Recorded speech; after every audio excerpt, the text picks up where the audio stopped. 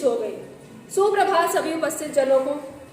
आज कौन नहीं जानता कि हमें 15 अगस्त 1947 को आज़ादी मिली थी, पर क्या आज़ादी पाना इतना आसान था? आज़ादी पाने के उस महासंग्राम में हमने बहुत कुछ खोया है, बहुत से नौजवान वीरों को खोया है, उन्होंने अपना बलिदान दिया है। उन्हीं वीरों के बलिदानों को याद रखने के लिए भारत सरकार की यह एक पहल है, जो प्रगतिशील भारत के 75 साल पूरे होने के साथ साथ लोगों के गौरवशाली इतिहास, संस्कृति और भारत की उपलब्धियों को मनाने के लिए शुरू की गई है। इसी के साथ आज के कार्यक्रम को आगे बढ़ाने के लिए मैं मंच पर आमंत्रित करूंगी मेरी साथी सहभागी मैम नितिका को कि वे आएं और आए हुए अतिथि का स्वागत करें। Today we have with us one such hero and proud son of the soil, SSP Benam Tosh sir, Battalion Katwa. I on behalf of entire family of MLZS, I welcome you this occasion. We have with us Ms. Anu Dogra and few moments, and now I would like to invite our respected principal ma'am Sharma to present the token of respect to our chief guest Mr. Benam Tosh sir.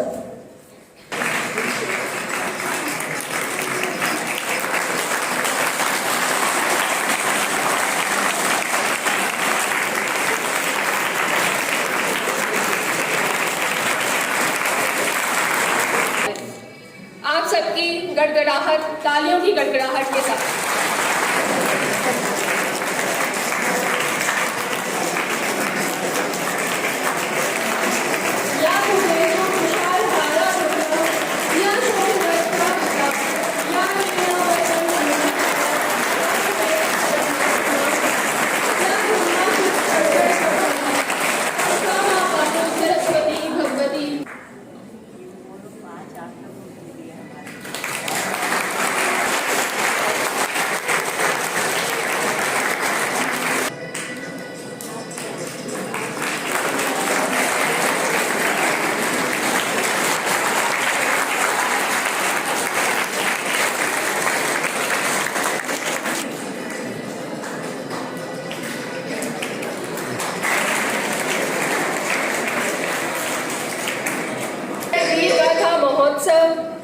तो सबसे पहले वीर गाथा है क्या?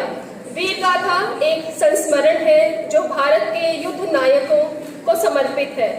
उन नायकों को जिन्हें उनके कर्तव्य के प्रति समर्पण, अदम्य साहस तथा मातृभूमि के लिए अमर प्रेम के लिए हमेशा याद किया जाएगा। विस्तार वीर गाथा एक सर्वोच्च सैन्य अलंकार है जो सर्वोच्च वीरता, नेतृत्व, साहस, युद्ध काल में आत्म बलिदान के लिए है।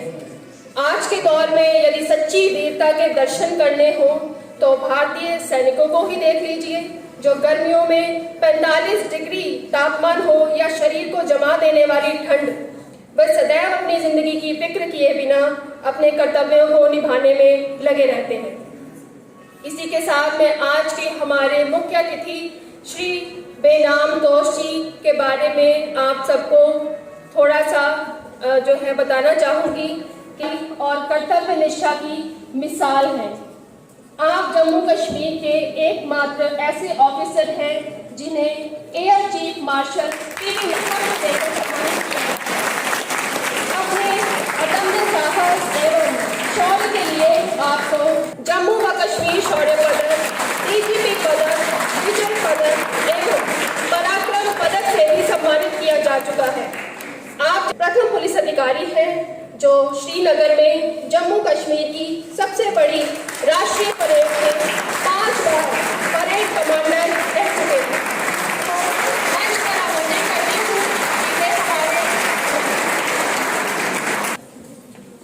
वीर गाथा के उपलक्ष्य में आयोजित इस भव्य समारोह में राम तोश की ओर से आप सबको प्रणाम, आप सबको शुभकामनाएं। प्रिय विद्यार्थियों, जम्मू कश्मीर पुलिस में बहुत से योद्धा हैं योद्धाओं की वीर भूमि है, बन चुका है जम्मू कश्मीर।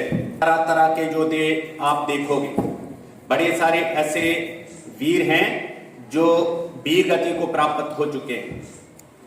मैं इस अवसर पर उन सभी वीरों को जो इस लोक में नहीं रहे, उनको कोटि कोटि नमन करता हूं।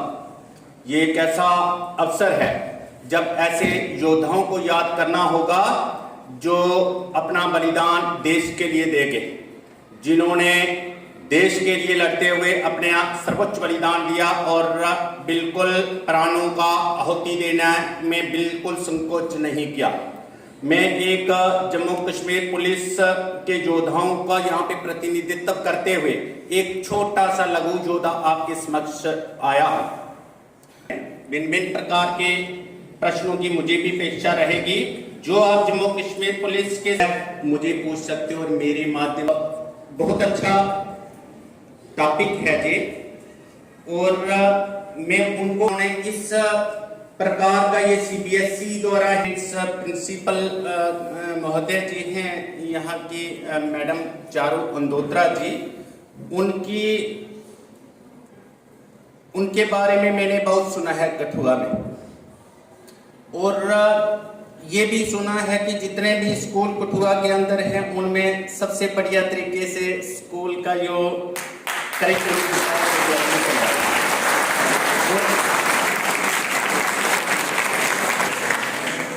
और ऐसा भी आचार्य जी जो मैडम मानसी दुआ जी हैं, इस समय आज वह छुट्टी पर हैं, उनका ये दावा है और मैंने ये प्रत्यक्ष रूप से देखा कि ये स्कूल अन्य स्कूल की तुलना में बड़ा भी है।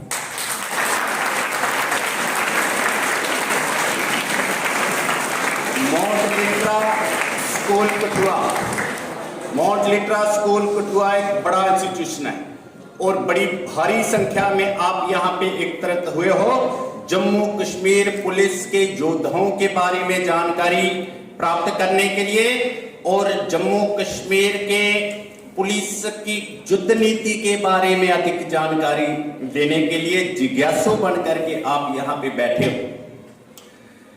विद्यार्थियों, मानव ने सभ्य बनना सीखा। पहले तो कुछ नहीं, बड़े बहुत धन संपत्ति एकत्रित होने लगे, सभ्य बनने लगे, गहने इकट्ठे होने लगे, धन दौलत इकट्ठा होने लगा और परिवार बन गए, कुटुंब बन गए, मोहल्ले बन गए, गांव बन गए, शहर बन गए। इस प्रकार के जब बन गए तो सुरक्षा सबसे बड़ा एक चिंता का विषय बन गया और वह प्राचीन काल से आज तक भी सुरक्षा ही एक बड़ा चिंता का विषय बन गया है। और विश्व भर में सुरक्षा को मेंटेन करने के लिए प्राचीन काल में, अति प्राचीन काल में स्वयं भगवान ने अवतार लेकर के धरती पर अवतरित होना पड़ा ताकि मानव जाति की रक्षा की जाए, महिलाओं की रक्षा की जाए, दीन दुखियों की चिंता की रक्षा की जाए और जो असहाय लोग हैं उन लोगों को बचाया जाए। आप ने बहुत कुछ सुना है, बहुत से धारावाहिक देखते हो, बड़े सारे प्रोग्राम्स देखते हो, आप रामलीला देखते हो, आप कृष्ण लीला देखते हो, आपने महाभारत देखा है, आपने बहुत सी और भी ऐसी कहानियां देखी और आपने मध्यकालीन भारत के बारे में पढ़ा है और वर्तमान आप देख रहे हो। पिछले 30 सालों से भी ऊपर 33 साल हो गए जम्मू कश्मीर में आतंकवाद है और ये वैसा ही देवासुर संग्राम है जैसे प्राचीन काल में चल रहा था। उस समय शब्दावली अलग थी, उस समय इसकी परिभाषा अलग थी। जिसको देवासुर संग्राम कहा जाता था वह आज भी चल रहे और आज की भी अगर सुबह की बात करूं तो अभी भी आपने खबर देख ली होगी कि 3 असुर आज भी मारे जा चुके हैं शोपियां में, कश्मीर घाटी के अंदर। तो ये महिषासुर कहो, दानव दैत्य कहो, राक्षस कहो, निशाचर कहो, प्रेत कहो, जो भी कहो, इनको नाम अलग अलग हैं उस वक्त की शब्दावली में अभी में, लेकिन हैं ये असुर और हैं ये राक्षस और हैं ये आतंकवादी और हैं ये मानव जाति के दुश्मन। मानव जाति के दुश्मनों का संहार करने के लिए, मानव जाति के दुश्मनों को पीछे खदेड़ने के लिए और मानव जाति का कल्याण करने के लिए, उनको बचाने के लिए, और मानव जाति का खून खराबा ना हो उसको बचाने के लिए जो है पुलिस और जम्मू कश्मीर पुलिस जो है ऐसी ट्रेन हो चुकी है और ऐसी बड़ी बड़ी बलिदान दे रही है, इतना सर्वोच्च बलिदान दे रही है कि जिसकी पूरे भारत देश में कहीं भी कोई तुलना नहीं की जाती। मेरे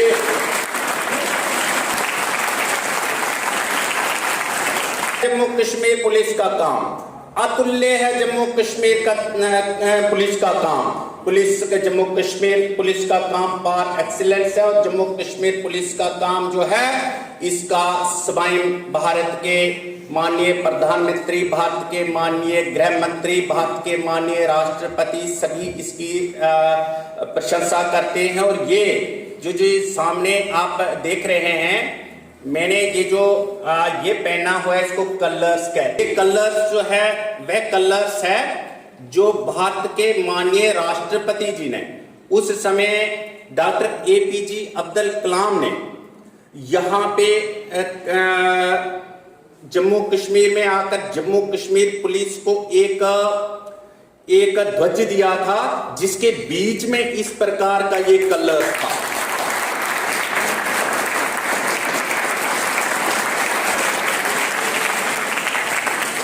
इसके को एक ऐसी राष्ट्रपति द्वारा एक ऐसी मान्यता थी जो अन्य बड़ी सारी रियासतें हैं जहां पे दूसरी पुलिस को नहीं प्राप्त है। और ये जो है आज हर एक पुलिस वाले के यहाँ पे लगा हुआ है, छोटे को देखो, बड़े को देखो, बड़े अधिकारी को देखो, हर एक के उस कलर से सेट हुआ, उसे कल आउट किया हुआ एक छोटा सा जो ये कलर्स है ये यहाँ पे लगा दिया गया सामने, ताकि सबको ये पता चले कि ये जो है जम्मू कश्मीर पुलिस का सवाई है, ये जम्मू कश्मीर पुलिस का वीर है और इसने ये यहाँ पे रखे की ऑर्गेनाइजेशंस कौन सी हो सकती है। और यहाँ पे एक से एक बढ़कर के महाबली, एक से एक बढ़कर के योद्धे, एक से एक बढ़कर के बलिदान देने वाले, शहादतें देने वाले। तो प्यारे बच्चों, मैं जैसे बता चुका हूं कि मैं तो एक छोटा सा योद्धा लोग, लेकिन मैं पूरी धर्म संकट के चलते, किसी मर्यादा के चलते पूरी अपनी अनुभव तो नहीं शेयर कर सकता हूं, फिर भी प्रयास करूंगा कि किसी हद तक मैं कठुआ के संदर्भ में जो मेरे अनुभव हुए हैं, बड़ा पुराना मेरा अनुभव है। मैं पुरानी सदी का गस्टेड पुलिस ऑफिसर हूँ। डीएसपी भर्ती हुआ था और भर्ती होते ही मैंने जो धनुष उठाया और धनुष उठा करके जो मैंने काम शुरू किया वो वह कठुआ से शुरू किया और आज भी धनुष नीचे नहीं रखा हुआ है, उठा करके ही कठुआ के अंदर ही तैनात हूँ। भिन्न भिन्न कैपेसिटियों में चौथी बार यहाँ पे आया हूँ कठुआ जिले के अंदर, इसलिए जरूर आपको प्रेरित करना चाहूँगा और ये बताना चाहूँगा सभी अध्यापक लोगों को और सभी शिक्षा के संबंध में जो लगे हुए लोग हैं, जितने भी प्रधानाचार्य हैं, जितने भी स्कूल नहीं है, उसमें एक चीज रह रही है। आपको पता कि युद्ध के बारे में युद्ध नीति पढ़ाना और युद्ध के बारे में शिक्षा देना भी एक शिक्षा का भाग है और बहुत ही महत्वपूर्ण है और आज के संदर्भ में भी महत्वपूर्ण है। कुछ लोग ये सोच रहे हैं कि आज शस्त्र विद्या पढ़ाने का क्या औचित्य है, आज क्यों वेपन के बारे में किसी को बताया जाए, आज क्यों युद्ध के बारे में बताया जाए कि कैसे युद्ध होता है, आज क्यों योद्धाओं के बारे में परिचित किया जाए बच्चों को, इसका तो यहाँ पे स्कूलों में कोई भी लेना देना नहीं। परंतु बच्चों ऐसा नहीं है, आपकी शिक्षा अधूरी रहेगी, तब तक अधूरी रहेगी कि जब तक इस देश में पैदा होगा करके हर एक बच्चे को, हर एक युवा पीढ़ी के सदस्य को, जब तक हम महिलाओं को भी ये सारी शिक्षा नहीं दे देते और ये सारी नीतियाँ नहीं सिखा देते और ये सारा डिफेंस करने का जो सिस्टम नहीं बता देते और कैसे शत्रु से बचना है और कैसे शत्रु के साथ निपटना है और कैसे शत्रु को धूल चटानी है, तो वही चीज़ें जो है बताने के लिए आज मैं यहाँ पे उपस्थित हूँ और संक्षेप में बताऊँगा, क्योंकि उसका जो है एक डॉक्टर ने 24 साल की सर्विस में कितने पेशेंट्स को देखा और कितनों का इलाज किया, कोई हिसाब नहीं होता। एक अध्यापक ने 24 साल की सर्विस में कितने बच्चों को पढ़ाया और वो अनुभव शेयर करने लगेगा तो कितना समय लग सकता है, आप स्वयं ही सोच सकते हैं। इसी तरीके से 24 साल का बनाम तो सर्विस का आपको कितनी सी बातें थोड़े से समय में बता सकता हूँ। समय की सीमा कम है और अनुभव बहुत ज़्यादा है, इसलिए कठुआ के संदर्भ में जो अनुभव हुए हैं वे ही मैं आपके साथ शेयर करूंगा। थोड़ा बहुत आगे पीछे जाने की वो करूंगा। इतना बता देता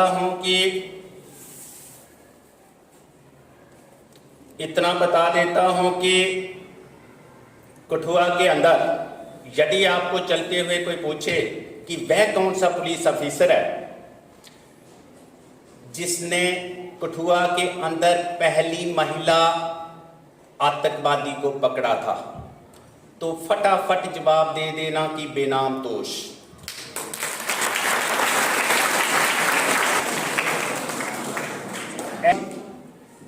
जो अपने छोटे बच्चे को अपनी गोदी में इस तरीके से रखकर यहाँ पे वेपन लेकर मेटाडोर में बैठती थी और उसके दाएं और बाएं जो हैं बड़े बड़े महिषासुर बैठते थे और पाकिस्तानी लोग बैठते थे आतंकवादी, और बीच में वो होती थी और गोदी में बच्चा होता और यहाँ पे जो है पीछे वेपन होते थे।